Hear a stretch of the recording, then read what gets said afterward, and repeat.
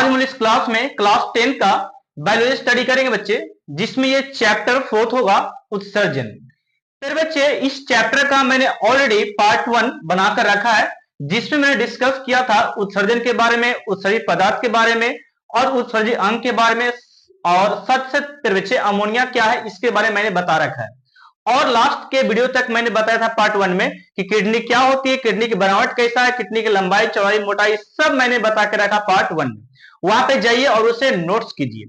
ये पार्ट 2 आप समझ पाइएगा अच्छा से, क्योंकि बच्चों यदि पार्ट 1 नहीं देखें तो जाइए वहां पे किडनी के ये अंदर का ये भाग है नेफ्रॉन। यदि आप किडनी को समझ लेते हैं तो ये अंदर की भाग बेहतरीन तरीके से आप समझ सकते हैं और डिफाइन भी कर सकते हैं दूसरे को। ओके, तो मैं चाहूंगा कि पार्ट 1 जरूर देखें आप लोग, किडनी की बनावट के बारे में, किडनी क्या है वो जाकर देखिए।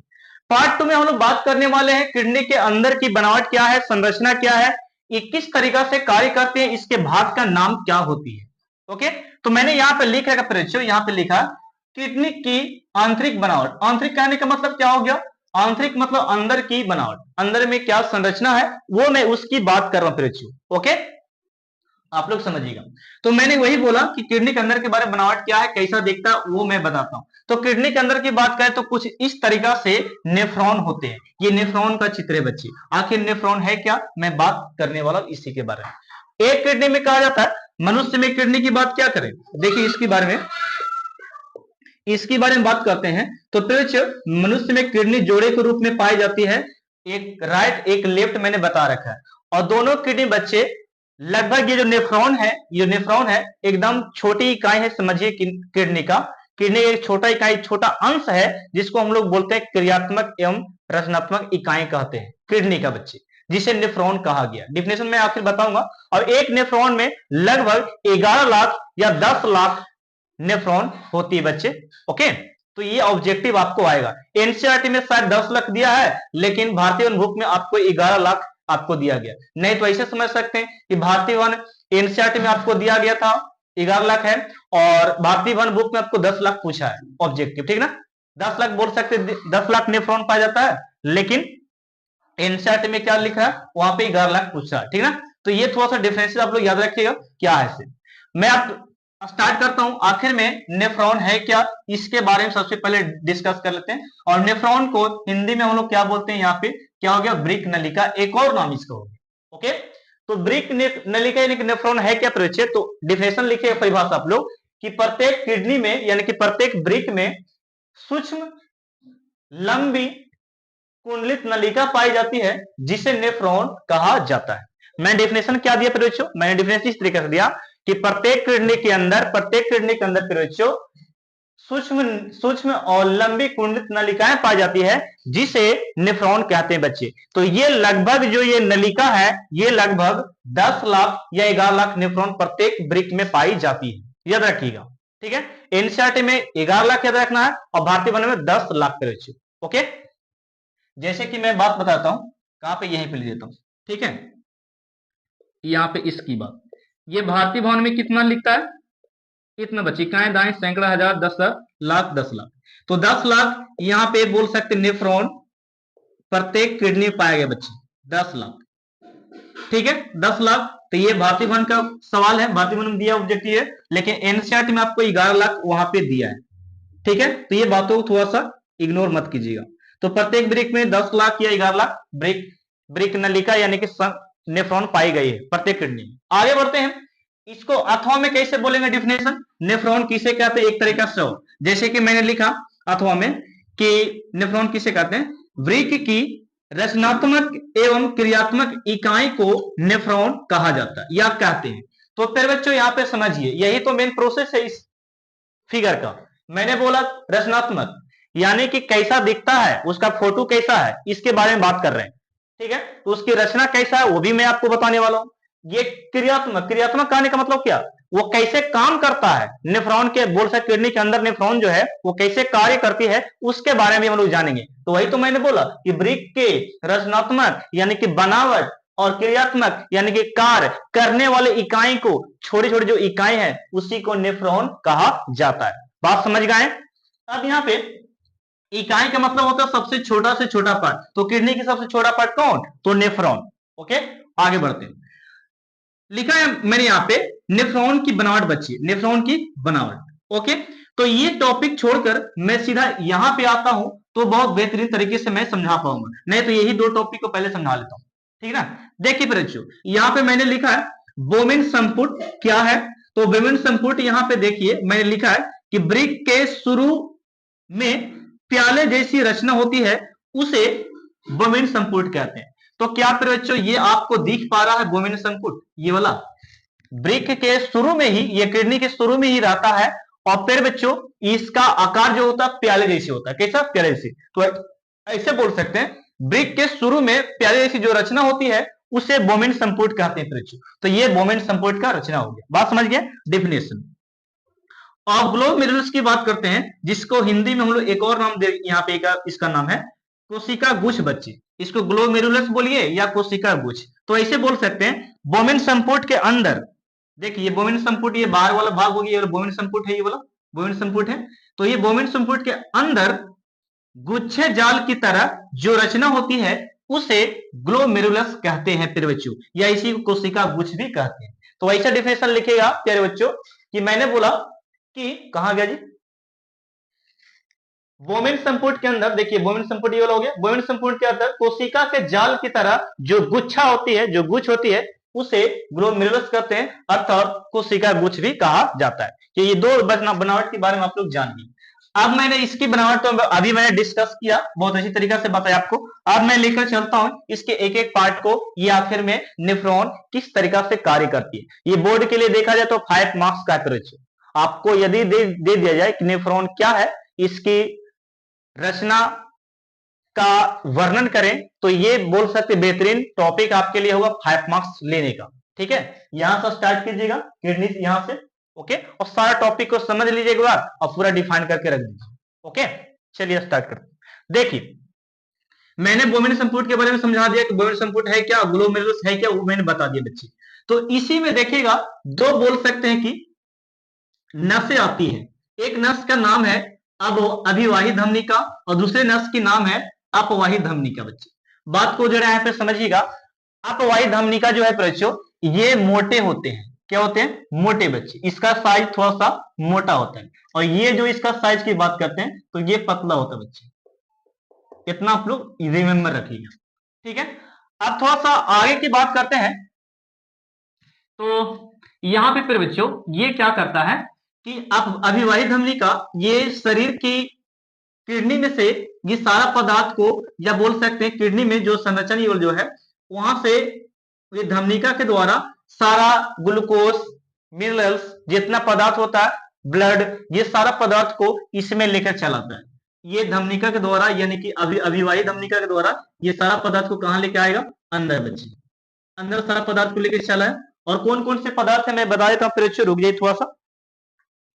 जैसे कि ग्लूकोज, प्रोटीन, जल, लवण, ये सब बच्चे, ठीक है, रक्त, यूरिया, ये सारा।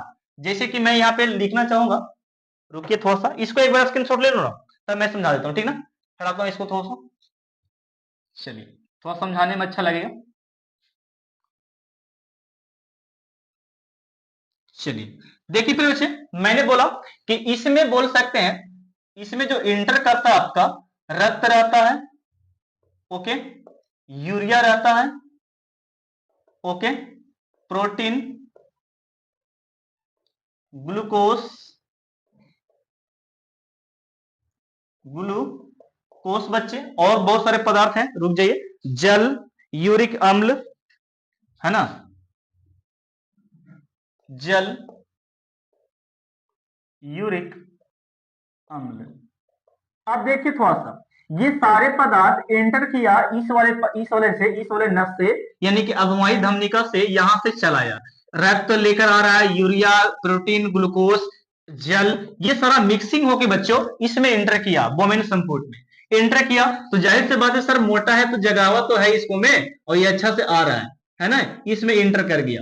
अब यहाँ पे ये जो जाली जैसा जो रचना है, गुच्छे जैसा, ये वाला गुच्छे जैसे जो रचना है, ये वाला, ये क्या करेगा, इसको तोड़े फोड़ेगा, टूटल फूटल है और अच्छा पदार्थ रहेगा उसको छान लेगा। तो जाली जैसा आप लोग समझते हैं ना, ऐसे जाली जैसा लगल है, ठीक ना, ये जाली जैसा है, ये पहले इसको कहा क्या करेगा, अच्छा वाला पदार्थ को छान लेगा। अच्छा वाला पदार्थ क्या करेगा, छान लेगा बच्चों। ये जितना बोल सकते हैं अच्छा वाला पदार्थ होगा, रक्त होगा, और ये बोल सकते प्रोटीन, ग्लूकोज, ये सब जल, ये सब अच्छे अच्छे पदार्थ को क्या करेगा, इसको छान लेगा। लेकिन बचेगा यूरिया और यूरिक अम्ल जो है इसको आगे की ओर भेज देगा। ठीक है, यूरिक अम्ल इसको बोल रहे हैं, यूरिया जो बोल रहे हैं ये बोल सकते हैं छन कर, बोल सकते हैं ये अच्छा वाला पदार्थ आगे इस वाले नस में चढ़ता है और ये आगे की ओर क्या करता है, चला जाता है। बात थोड़ा सा ऐसा है कि यहाँ पे दबाव लगता है। दबाव क्यों लगता है वो जरा देखिए। दबाव इसलिए फिर बच्चों क्योंकि ये नस था मोटा और ये नस है थोड़ा सा पतला। अब यहाँ पे देखो ना, ये सब जो टूटे फूटेगा अंदर में जल में, तो बताओ यहाँ पे जो आया था जिस मात्रा में, उस मात्रा में यहाँ पे नहीं रहेगा और अधिक हो जाएगा। ठीक है, बढ़ेगा। तो वही बोल रहे हैं कि यहाँ पे मात्रा इसकी अधिक बढ़ेगा तो क्या करेगा, ये वाला निकलना स्टार्ट करेगा। शुद्ध रक्त वाला जो है ना, ये शुद्ध रक्त वाला जो ग्लूकोज वगैरह है, प्रोटीन वगैरह, ये सब इस नस में चढ़ना स्टार्ट करेगा। लेकिन प्यारे बच्चों थोड़ा सा याद कर, रीसेगा तो रीस कर फिर बच्चों इस जाल के द्वारा जो अपशिष्ट पदार्थ, खराब पदार्थ होगा, वो क्या करता है, यहां से पानी की तरह द्रव की मात्रा में यहाँ पे गिर जाता है। ठीक है, अपशिष्ट पदार्थ क्या करता है, गिर जाता है। लेकिन अच्छा वाला पदार्थ यहाँ से चला जा पाता है। लेकिन फिर जो थोड़ा सा ध्यान दो कि ये पदार्थ बोल सकते हैं कि ये वाला नस पतला है लेकिन ये मोटा है। आया तो बहुत हरा के यहाँ पे पूरा भर गया पकड़ के, लेकिन यहाँ पे जाएगा कहां से, तो दबाव तो पड़ा ना। इसका मुंह छोटा है जाने का, आने का बहुत बड़ा था, कि बोल सकते हैं यहाँ पे आने का रास्ता बहुत फैला था लेकिन जाने का रास्ता पतला है। तो यहाँ पे एक तरफ से वैक्यूम बनेगा, प्रेशर बनेगा, न इधर जाके है न यहाँ पे जाएगा। बात समझ पा रहे हैं, न इस तरफ जाएगा उतना, न इस तरफ यहाँ पे आएगा। तो प्रेशर बना तो ये पदार्थ और पतली होकर बोल सकते टूट फट कर यहाँ पे बोल सकते रीस कर, सड़स कर ये आगे बढ़ेगा। जितना कर क्षमता रहेगा उतना ही ले लेगा, लेकिन जितना पदार्थ जो रिश्ता है खराब पदार्थ वो यहाँ पे छन कर यहाँ पे गिरना स्टार्ट करता है। तो यूरिक अम्ल बच्चे यानी कि पेशाब यहाँ से क्या करता है, यूरिक अम्ल बाहर की ओर यहाँ पे इस नस में प्रवेश करके बाहर निकलता है। इसका गिरने का रीजन है क्योंकि आगे बोल सकते यहाँ पे एक तरह से दबाव हो रहा है कि ज्यादा पदार्थ तो जा नहीं पाएगा। तो जाहिर सी बात है कि पेशाब वाला जो रक्त है द्रव वाला वो नीचे गिरना स्टार्ट होगा, दबाव लगेगा। तो काय के वहां पे जितना मात्रा वही जाएगा खाली जी। ओके, तो वहां वही बात बोल रही थी, आगे की ओर रीस कर ये आगे की ओर बढ़ गया। आगे की ओर क्या हुआ, बढ़ गया परीक्षक, ये आगे की ओर इस प्रकार बढ़ा। अब यहाँ पे तो इसके आगे जो पेशाब यहाँ पे चला इस नली के द्वारा आ रहा है, तो इस नली में बोल सकते ये जो मुड़ा हुआ जो भाग है, तो ऐसे बोल सकते बोमिन संपुट के नजदीक, बोमिन संपुट के नजदीक नजदीक जो नलिका होता है उसे कुंडलित नलिका कहते हैं। इसे समीप नलिका बोलते हैं। क्या बोलेंगे, समीपस्थ बच्चे, समीपस्थ नलिका भी कहा जाता है। ठीक है, तो बोमिन संपुट के जो नजदीक में नलिका ये होता है, ये वाला जो मुड़ा हुआ ये नली है, ये वाला, इस नली को नाम पड़ गया कुंडित नलिका या समीप नलिका कहते हैं। ओके, आगे बढ़ते हैं। ये कुंडित नलिका से ये मूत्र क्या हो रहा है, आगे की ओर बढ़ रहा है, बढ़ा इस प्रकार। तो बढ़ा तो यहाँ पे ये जो मूत्र नलिका जो ये वाला बोल सकते हैं कुंडित नलिका था, यहाँ पे आके चपटा हो गया, पतला हो गया। तो जहां पे पतला स्टार्ट होता है रास्ता, उस रास्ता का नाम एक पड़ा क्या, अधिरोहित चाप बच्चे। क्या, यहाँ पे जब पतला हो गया वाला तो उस रास्ता का नाम क्या पड़ेगा, अधिरोहित चाप बोलते हैं। और जब यू के आकार की वाला बन गया नीचे की ओर तो उसे हेनले का चाप कहते हैं। यानी कि ये दो चाप होते हैं बच्चे, अधिरोहित चाप आने वाला और ये वाला क्या है, अवरोही चाप जाने वाला। तो यहां से क्या करा, मूत्र जो है आगे की ओर बढ़ रहा है, इस प्रकार बढ़ा। ओके, देखिएगा ये इस प्रकार क्या हुआ, बढ़ रहा है। ठीक है, चलिए ये बढ़ गया इस प्रकार प्रेक्षो आगे क्यों। तो मैं फिर से यहाँ पे डिफिनेशन थोड़ा सा बोल देता हूं कि जब कुंडित नलिका के आगे वाले चाप को, कुंडित नलिका के आगे वाली चाप को अधिरोही चाप कहते हैं, और अधिरोहित चाप और हेनले के चाप के समूह को अधिरोहित चाप और अवरोही चाप के समूह को हेनले के चाप कहा जाता है, जो यू के आकार के होता है। कैसा होता है, यू के आकार। डिफिनेशन हो गया। आगे की ओर यहाँ पे बढ़ाइए तो एक नली फिर बोल सकते हैं, यहाँ मुड़ा हुआ आती है, टर्निंग आता है, उस टर्निंग का नाम क्या पड़ा, नली। तो यहाँ पे एक और बोल सकते हैं नली का नाम पड़ा बच्चे। और ये नली के द्वारा जो मूत्र था, जहां पे मूत्र बोल सकते एंटर करेगा, जहां पे जाएगा, उस नलिका को हम लोग संग्राहक नलिका कहते हैं। ये संग्राहक का मतलब क्या, अंदर ले रहा है, संग्रहण कर रहा है, ग्रहण कर रहा है। ठीक है, तो ये मूत्र को ग्रहण किया, ये वाला पाइप में, ये वाला नली में ग्रहण किया। फिर बच्चों अब ये इस प्रकार ये आगे की ओर ये क्या कहता है, ये मूत्र वाहिनी के द्वारा फिर क्या होता है, फिर चला जाता है मूत्राशय में, यहीं से फिर क्या होता है, ये मूत्राशय में ये वाला ज्वाइन हो जाता है, कहाँ पे, मूत्राशय में, मूत्राशय में, जो ब्लैडर की तरह था, मैंने पार्ट 1 में समझा रखा है। तो यहाँ से मूत्राशय में जाएगा और मूत्राशय में एक समय में बोल सकते प्रेशर पड़ेगा तो मूत्र मार्ग के द्वारा ये बाहर निकल जाएगा पेशाब। तो ऐसे होता है क्रिया, ठीक है। तो ये सारा मैंने बता दिया। और ये जो है नली, इसको हम लोग सामान्य संग्राहक नली कहते हैं, जो पाइप की तरह नली की तरह होता है, मोटा चौड़ा, ठीक है बच्चों। तो ये समझ पाए आप लोग। इसको अगर फिगर को पार देते हैं और इसके बारे में लिख देते हैं तो आपको अच्छा खासा नंबर मिलेगा, ठीक है, 5 नंबर मिलेगा, अच्छा खासा नहीं 5 नंबर जरूर मिलेगा। तो मिलते हैं हम लोग नेक्स्ट स्लाइड में। यदि वीडियो ये बड़ा हो गया तो मैं पार्ट 3 लेकर आऊंगा, और यदि वीडियो 20 मिनट के नीचे रहा तो मैं आपको इसी वीडियो में एक और बातें भी बताऊंगा, ठीक है। तो ये वाला स्क्रीनशॉट लो, मैं आगे की वीडियो में देखता हूं या आगे स्लाइड में आपको पढ़ाने वाला हूं, ठीक है। हेलो बच्चों, अब हम लोग बात करने वाले इस स्लाइड में नेफ्रॉन के कुछ कार्य के बारे में। फिर बच्चों इस कार्य को हम लोग बहुत अच्छे तरीका से डिफाइन करेंगे, ये किस तरीका से कार्य करती है वो मैं आपको बताने वाला हूं।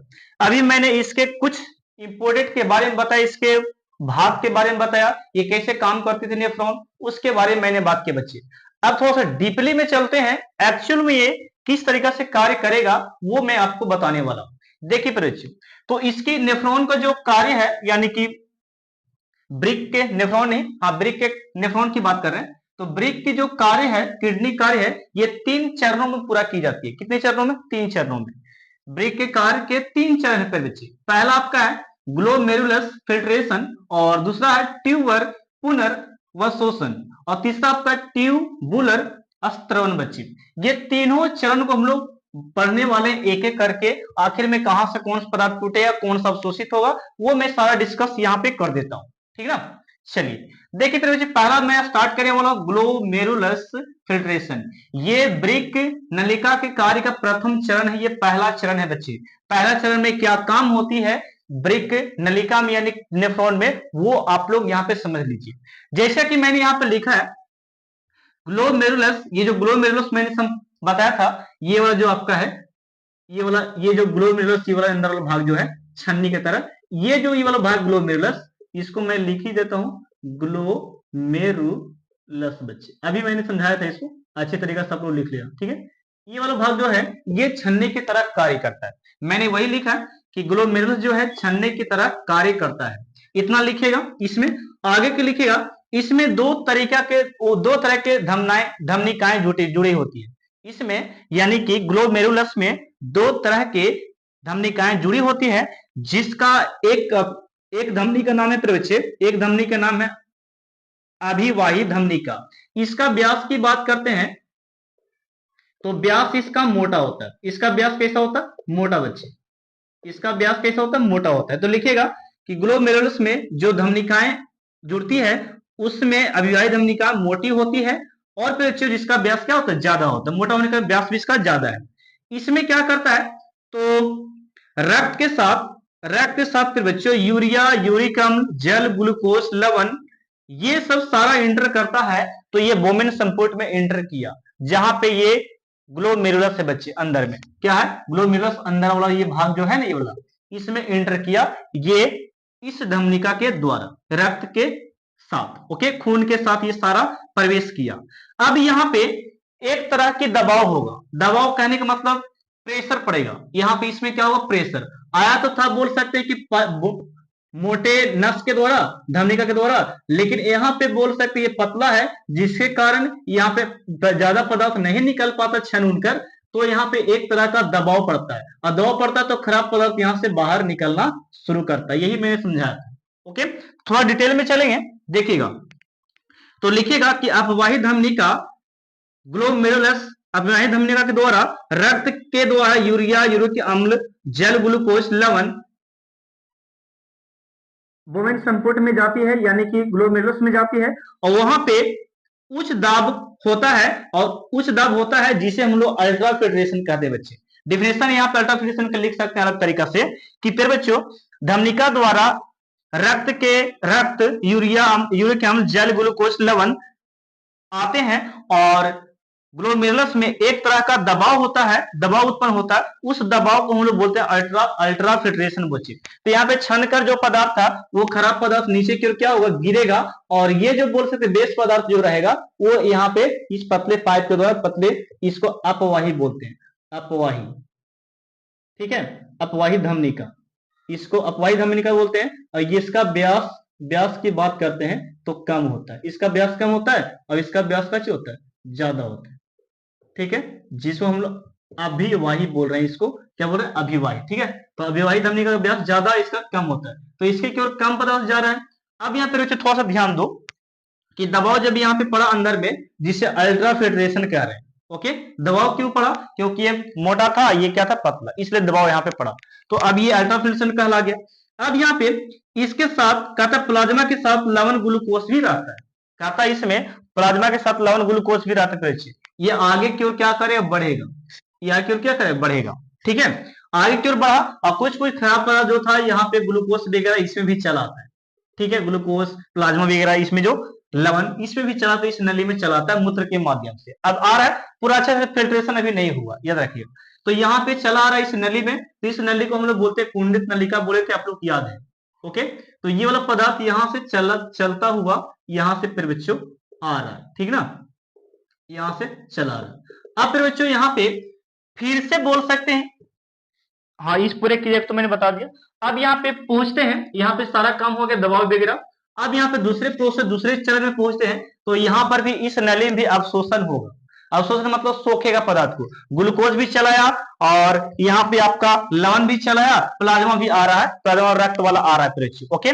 तो यहाँ पर भी आया, तो इसकी दीवार में भी बोल सकते हैं, इसकी दीवार जो रहेगा, इसकी दीवार जो है, इस नलिका का जो दीवार है ये वाला, इसमें क्या होगा, इसको कुछ जो लवण पदार्थ बचे हैं, ग्लूकोज जो पदे हैं, ये अवशोषित कर लेगा, ऑब्जर्व कर लेगा, ठीक है, अवशोषित कर लेगा। और इस नली में भी फिर बच्चे, इसमें भी ये जो भाग ये वाला ना, ये वाला बोमिन संपुट जो है, यहाँ पर भी बोल सकते हैं कि क्या होता है, यहाँ पर इसके अंदर भी, इसकी दीवार में भी अवशोषण होता है, ये कुछ पदार्थ को सोख लेगा और जो पदार्थ और बचेगा इसको इस नली के द्वारा भेज देगा, ठीक है। तो वही मैंने यहाँ पे पहले देखो, ये वाला में सोखेगा, देखिएगा, कहता है ग्लोमेरुलस फिल्ट्रेट अब नलिकाओं से गुजरता है, ग्लोमेरुलस फिल्ट्रेट जो है अब किससे, नलिका से गुजरेगा, तो कोशिकाएं क्या करती है, उसको अवशोषित कर लेती है, पदार्थ क्या करता है, इसकी जो कोशिकाएं हैं, ये ग्लोमेरुलस की जो कोशिकाएं, ये दीवार जो है, इसमें क्या करता है, कुछ पदार्थ को अवशोषित कर लेता है, इसके भाग। देखिए मैं फिर से बताता हूँ, देखिए ये वाला तो ग्लोमेरुलस है,